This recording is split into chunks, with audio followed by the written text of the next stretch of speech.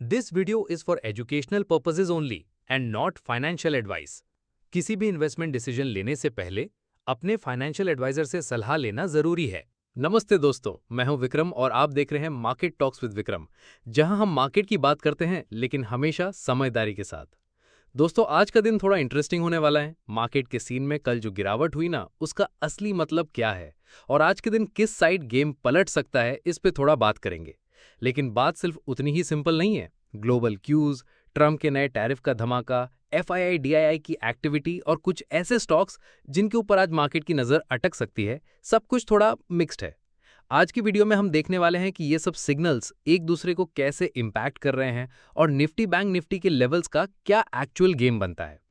अगर आप stock market में नए हैं या अभी भी कंफ्यूज्ड हैं कि शुरुआत कहां से करें, तो मेरी special learn stock market zero to hero series जरूर देखें। लिंक डिस्क्रिप्शन में दिया गया है। बिगनर्स के लिए ये सीरीज बहुत ही यूजफुल साबित होगी। और अगर आप नए व्यूअर हैं तो चैनल को सब्सक्राइब करना मत भूलना। यहाँ आपको हर दिन मिलता है प्री मार्केट का एक डिटेल्ड एनालिसिस, जो किसी भी ट्रेडर या इन्वेस्टर के लिए वैल्यूएबल हो सकता है। तो सबसे पहले, अगर आपने अभी तक लाइक नहीं किया, सीरियसली एक क्लिक से मेरा मोटिवेशन डबल हो जाता है। और हाँ, शेयर करना मत भूलना, दोस्तों को भी ये रियल टाइम मार्केट इंसाइट मिले। और सब्सक्राइब करना, क्योंकि यहीं से मिलती है एनर्जी मुझे। कल मार्केट का सीन एकदम रेड जोन में था। पूरा दिन सेलिंग प्रेशर चलता रहा।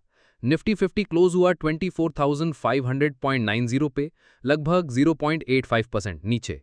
बैंक निफ्टी और भी पिघल गया, 53,820.35 पे बंद हुआ। और सेंसेक्स ने भी फॉलो किया, सेटल किया 80,808.57 पे, लगभग 0.87% गिर के। मतलब सेकंड कंसेक्यूटिव दिन का फॉल कंफर्म हो गया। ओपनिंग में निफ्टी ने थोड़ा होप दिखाया, 24,695.80 पे खुला और इंट्राडे हाई भी बनाया 24,699.35, बट सस्टेन ही नहीं कर पाया। मार्केट ने फिर सीधा प्रेशर लिया और लो टच किया 24,494.85। कैंडल भी वही कंफर्म कर रहा है, एकदम बेरिश टाइप का पैटर्न बना विथ हेवी सेलिंग। अब दिक्कत यह है कि यूएस के टैरिफ का जो ओवरहैंग है ना, वो अभी इन्वेस्टर के दिमाग से निकल ही नहीं रहा है। कॉन्फिडेंस वीक है और शॉर्ट टर्म मूविंग एवरेजेस के नीचे क्लोजिंग आने का मतलब है सेंटिमेंट वीक ही रहेगा, अगर कोई स्ट्रॉन्ग ट्रिगर नहीं आता तो ओवरऑल कल का सेशन एक क्लियर मैसेज दे रहा था कि बेयर्स कंट्रोल में हैं और बायर्स अभी वेट एंड वॉच मोड में हैं। कल के मार्केट रिकैप हो गया। चलिए शुरू करते हैं आज का प्री मार्केट इनसाइट। अब देखो, सीन ऐसा है कि गिफ्ट निफ्टी 24,701 पे ट्रेड कर रहा है, लगभग 75 पॉइंट्स ऊपर, मतलब 0.30% का green opening vibes. Global cues भी ठीक ठाक है। डाउ जोन्स 45,636 पे क्लोज हुआ, हल्का सा 71 पॉइंट्स प्लस। और नैस्डैक ने थोड़ा ज्यादा ही एनर्जी दिखाई, 115 पॉइंट्स ऊपर, मतलब 0.53% का जंप। अब अपनी देसी कहानी सुनो। एक साइड से इंडिया के मैक्रो फंडामेंटल्स अभी भी सॉलिड दिख रहे हैं। इकोनॉमिस्ट बोल रहे हैं कि ग्रीन शूट्स आ रहे हैं मार्केट में, मतलब छोटे छोटे रिकवरी सिग्नल्स मिल रहे हैं। टैरिफ का शॉक जो आया था, उसका इंपैक्ट लगभग डाइजेस्ट कर लिया मार्केट ने। और ऊपर से मार्केट अब फोकस कर रहा है पॉसिबल जीएसटी कट्स और कुछ रिफॉर्म्स पे, जो मूड हल्का पॉजिटिव बना सकते हैं। पर दूसरी साइड से भाई टेंशन भी है। यूएस के नए 50% टैरिफ्स ने एक्सपोर्ट सेक्टर्स को बुरा हिट किया है। टेक्सटाइल्स, जेम्स, ऑटो कंपोनेंट्स, सब सेक्टर्स की हवा टाइट हो गई है। फॉरेन इन्वेस्टर्स निकल रहे हैं पैसा, और इसी वजह से कल सेंसेक्स 700 पॉइंट्स फिसल गया। निफ्टी भी 210 पॉइंट्स नीचे गया। मतलब एकदम मिक्स सिग्नल्स आ रहे हैं। तो सेंटिमेंट क्या है आज का? सीधा बोलूं तो कॉशियसली पॉजिटिव, मतलब फुल जोश वाला बुलिश नहीं है, बट नेगेटिव भी नहीं है। मार्केट थोड़ा संभल के चल रहा है, जैसे हाँ टैरिफ बुरा है, बट जीएसटी या रिफॉर्म से हवा पलट भी सकती है। तो ओवरऑल टोन है कॉशियस ऑप्टिमिज्म। अगर एफआईआई डीआईआई की एक्टिविटी की बात करें तो अब आज का एफआईआई डीआईआई का खेल सुन लो।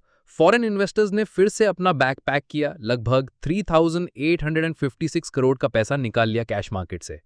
मतलब फिर वही टिपिकल एफआईआई का मूड, इंडिया से थोड़ा नाराज हैं, एग्जिट कर रहे हैं। लेकिन भाई देसी प्लेयर्स ने पूरा बैलेंस बनाया। डोमेस्टिक इंस्टीट्यूशनल इन्वेस्टर्स ने लगभग 6,920 करोड़ का हैवी बाइंग डाल दिया। एक तरह से फॉरेन का सेलिंग प्रेशर डीआईआईज ने अब्जॉर्ब कर लिया, वरना मार्केट और ज्यादा घूम जाता। यही गेम है बेसिकली, एफआईआई बेच रहा है, डीआईआई उठा रहा है। शॉर्ट टर्म में थोड़ा वोलेटिलिटी रहने वाला है, लेकिन देसी इंस्टीट्यूशंस अगर ऐसे सपोर्ट करते रहे तो मार्केट की हवा एकदम खराब नहीं होगी। आज की मार्केट वाली कहानी थोड़ी इंटरेस्टिंग लग रही है, क्योंकि ग्लोबल और डोमेस्टिक दोनों साइड से काफ़ी अपडेट्स आ रहे हैं जो सेंटिमेंट को हिला सकते हैं। मार्केट सेंटिमेंट का सबसे बड़ा झटका अभी ट्रंप के 50% टैरिफ से ही आ रहा है। अगस्त 27 से ये ड्यूटीज लग चुकी हैं और इसका direct impact export oriented sectors पे दिख रहा है। टेक्सटाइल्स, जेम्स, ऑटो कंपोनेंट्स, मतलब बेसिकली जो भी ग्लोबल डिमांड पे हेवीली डिपेंडेंट है उनके लिए मूड खराब है। बैंकिंग और आईटी भी इस हीट को फील कर रहे हैं। फॉरेन इन्वेस्टर्स भी पीछे हट गए हैं। लगभग $2.6 बिलियन की आउटफ्लो हो चुकी है अगस्त के लास्ट तक, जो फरवरी के बाद सबसे बड़ा है। ऊपर से ऑयल मार्केट भी थोड़ा प्रेशर में है।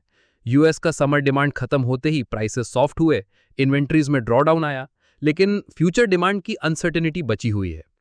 इंडिया का रशियन ऑयल इंपोर्ट सप्लाई को स्टेबल बनाता है, लेकिन India US trade tension oil sentiment को हैवी कर रहा है। ग्लोबल इकोनॉमी की तरफ से एक और इंटरेस्टिंग डेवलपमेंट यह है कि यूएस का Q2 जीडीपी रिवाइज होकर 3.3% आया, मेनली एआई इन्वेस्टमेंट बूम की वजह से। एनवीडिया के अर्निंग आउटलुक ने मिक्स्ड वाइब्स क्रिएट की हैं। एक तरफ ऑप्टिमिज्म है लेकिन थोड़ा कॉशियसनेस भी है। और यूके की former prime minister Liz Truss ने सेंट्रल बैंक्स की अकाउंटेबिलिटी पे सवाल उठाए हैं। यूएस, यूके और यूरोजोन के मॉनेटरी पॉलिसी इंडिपेंडेंस को लेकर डिबेट गर्मी पकड़ रही है।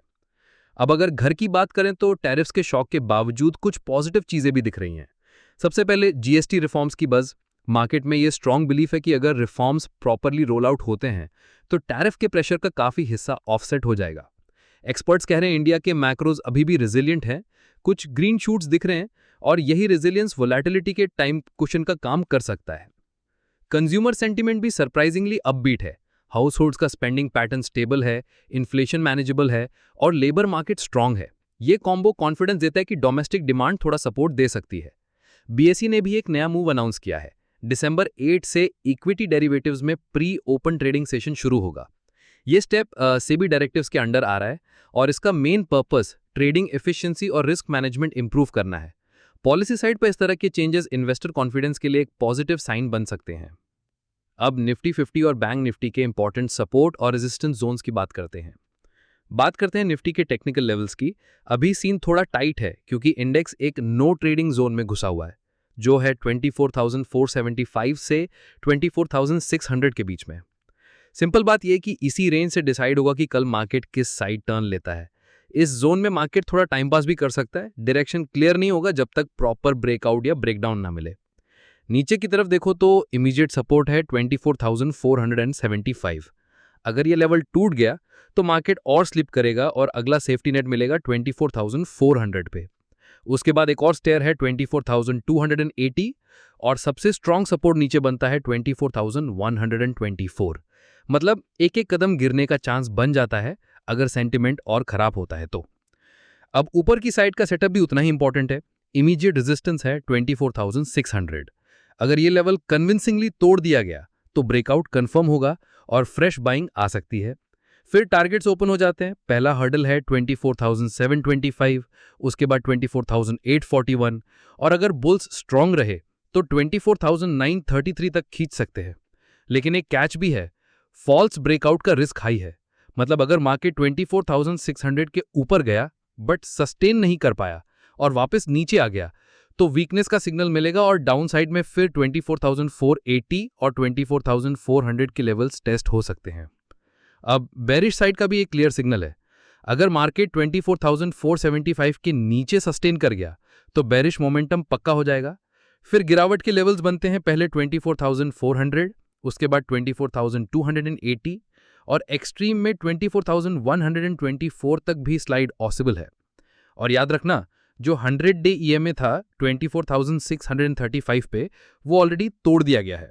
ये एक क्लियर मीडियम टर्म वीकनेस का इंडिकेशन है। पर कहानी में ट्विस्ट भी बचा हुआ है। अगर इंडेक्स इंट्राडे में 24,475 के नीचे गया और फिर रिकवर करके ऊपर ही क्लोज किया तो शॉर्ट कवरिंग रैली बन सकती है। उस रैली में फिर से 24,480 और 24,670 तक के बाउंस के चांसेस बनेंगे। ऊपर की तरफ देखें तो एक और बैरियर बनता है 24,900 से 25,000 का जोन, जहां पे हैवी रेजिस्टेंस चिपका हुआ है। मतलब बुल्स के लिए वो जोन तोड़ना अभी इजीली मुश्किल होगा। तो ओवरऑल सीन यही है भाई, सब खेल अटका है 24,475 और 24,600 के बीच में। जो भी साइड ये जोन तोड़ देगा वही डिसाइड करेगा दिन का पूरा मूड। अब बात करते हैं बैंक निफ्टी के लेवल्स की। देखो तुरंत जो सपोर्ट बन रहा है वो है 53,771 के आसपास। अगर ये लेवल टूट गया तो मार्केट नीचे स्लाइड करके 53,678 और 53,484 तक टेस्ट कर सकता है। और अगर सेलिंग और एग्रेसिव हो गई तो 53,300 एक सॉलिड बेस की तरह सामने आएगा। मतलब ये पूरा जोन एक तरीके का स्ट्रॉन्ग सपोर्ट एरिया है जहां पे बायर्स थोड़ा एक्टिव हो सकते हैं। अब ट्रिकी पार्ट ये है कि 53,771 से लेके 54,050 का जो रेंज है ना, वो एकदम नो ट्रेड जोन बन जाता है। मतलब इसके अंदर डायरेक्शन क्लियर नहीं होता, कभी ऊपर का ट्रैप कभी नीचे का ट्रैप, और ट्रेडर को कंफ्यूज करने वाला जोन है। यहीं पे पेशेंस लूज करने की गलती लोग करते हैं, इसलिए सेफ रहना ही बेस्ट ऑप्शन है। अगर ब्रेकआउट चाहिए तो सिंपल सा सीन है, 54,050 के ऊपर टिकना पड़ेगा। अगर सस्टेन कर गया तो फ्रेश बाइंग इंटरेस्ट आएगा और रेजिस्टेंसेस दिखते हैं 54,350 पे, उसके बाद 54,640, और अगर सेंटिमेंट स्ट्रांग हुआ तो रैली खींच के 54,900 तक भी जा सकती है। लेकिन एक बात याद रखनी है कि अभी ओवरऑल मोमेंटम वीक है। इंडेक्स अपने की मूविंग एवरेजेस के नीचे ही ट्रेड कर रहा है। मतलब कोई भी अपसाइड ट्रेड बिना स्ट्रिक्ट स्टॉप लॉस के लेना एकदम रिस्की होगा। दूसरी तरफ अगर इंडेक्स 53,771 के नीचे सेटल हो गया तो फिर बेरिश मोमेंटम और कंफर्म हो जाएगा। फिर नीचे के लेवल्स 53,678 और 53,484 पे टेस्ट हो सकते हैं, और अगर प्रेशर और ज़्यादा हुआ तो 53,300 तक की स्लाइड भी देखने को मिल सकती है। आरएसआई अभी 33 के आसपास घूम रहा है, ओवरसोल्ड जोन के करीब है, और एमएसीडी ने ऑलरेडी बेरिश क्रॉसओवर दे दिया है। मतलब मोमेंटम क्लियरली नेगेटिव ही है। और हाँ, एक इंपॉर्टेंट चीज जो इग्नोर नहीं करनी चाहिए वो है फॉल्स ब्रेकआउट का रिस्क। अगर 54,050 क्रॉस कर गया लेकिन सस्टेन नहीं कर पाया और वापस नीचे आ गया तो फिर वहां से शॉर्ट पोजीशंस बन जाती हैं और लेवल्स नीचे 53,800 और 53,500 तक देखने को मिलते हैं। वैसे ही अगर नीचे 53,771 तोड़ भी दिया लेकिन रिकवर करके ऊपर क्लोज हो गया तो फिर बाउंस के चांसेस बनते हैं टुवर्ड्स 54,000 और 54,200। ओवरऑल मार्केट का मूड भी थोड़ा टाइट है। ग्लोबल प्रेशर भी अपना रोल प्ले कर रहा है। यूएस टैरिफ्स का इशू, एफआईआई की लगातार सेलिंग और बैंकिंग स्टॉक्स का वीक सेंटिमेंट, ये सब मिलके इंडेक्स को और कॉशियस बनाते हैं। मतलब ट्रेडिंग का सीन थोड़ा ट्रिकी है, ट्रैप्स दोनों तरफ बन सकते हैं। सिंपल बात यह है कि दोनों तरफ के मूव्स के लिए प्रिपेयर्ड रहना होगा और ट्रेड सिर्फ क्लियर कंफर्मेशन के बाद ही लेना है। अब बात करते हैं आज के स्टॉक्स टू वॉच की। एनटीपीसी से शुरुआत करते हैं।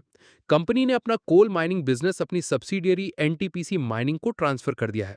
ये एक तरह का रीस्ट्रक्चरिंग मूव है, मतलब अपनी ऑपरेशंस को थोड़ा सिंप्लीफाई करने की कोशिश। इसी के साथ लेमन ट्री होटल्स का अपडेट भी आया है। कंपनी ने देहरादून के मोहकमपुर में एक नया प्रॉपर्टी साइन किया है और उसको मैनेज करेगी उनकी सब्सिडियरी कारनेशन होटल्स। सिंपल शब्दों में बोले तो एक्सपेंशन मोड फुल ऑन है। अब मुथूट फाइनेंस की बात करें तो उन्होंने 500 करोड़ पंप कर दिया अपनी सब्सिडियरी मुथूट मनी में। ये पैसा सीधा कैपिटल बेस स्ट्रॉन्ग करने और कैपिटल एडिक्वेसी रेशियो इंप्रूव करने के लिए यूज होगा। साथ ही फेडरल बैंक ने भी एक रीशफल अनाउंस किया है। श्रीनिवासन पी को EVP and head business initiatives बनाया गया है, जो एक सीनियर लेवल मूव है और मार्केट डेफिनेटली इसको नोट करेगा। आगे बढ़ते हैं सीजी पावर की तरफ। गुजरात के सनंद में कंपनी की सब्सिडियरी सीजी सेमी प्राइवेट ने अपना पहला सेमीकंडक्टर असेंबली और टेस्ट फैसिलिटी लॉन्च कर दिया है। और भाई ये छोटी बात नहीं है, अगले 5 साल में 7,600 करोड़ का इन्वेस्टमेंट प्लान रेडी है। और कैलेंडर पे आज काफी बिजी दिन है। Reliance, ONGC, Paytm, SBI life, Apollo hospitals, NTPC, Indus और कई और बड़ी कंपनीज की एजीएम्स शेड्यूल्ड हैं। मतलब न्यूज़ फ्लो हैवी रहने वाला है। और एंड में एनएससी का एक बिग अपडेट, आज से 8 स्टॉक्स एफएनओ सेगमेंट से बाहर कर दिए गए हैं। ये नेम्स हैं ABFRL, Adani Total Gas, CESC, Granules India, IRB Infra, Jindal Stainless, Poonawalla Fincorp और एसजेवीएन। मतलब इनमें कोई नया एफएनओ कॉन्ट्रैक्ट अब अलाउड नहीं होगा। अगर आपको ये एनालिसिस वैल्यूबल लगा हो तो वीडियो को जरूर लाइक करें। कमेंट में बताएं कि आज आप किस सेक्टर या स्टॉक पर फोकस कर रहे हैं। और अगर अब तक चैनल सब्सक्राइब नहीं किया तो अभी करें, क्योंकि यहाँ daily pre market analysis update मिलती रहती है। और बिगिनर्स के लिए मेरी learn stock market zero to hero playlist भी डिस्क्रिप्शन में अवेलेबल है। मिलते हैं अगले प्री मार्केट एनालिसिस अपडेट के साथ। Safe trading, smart investment. जय हिंद।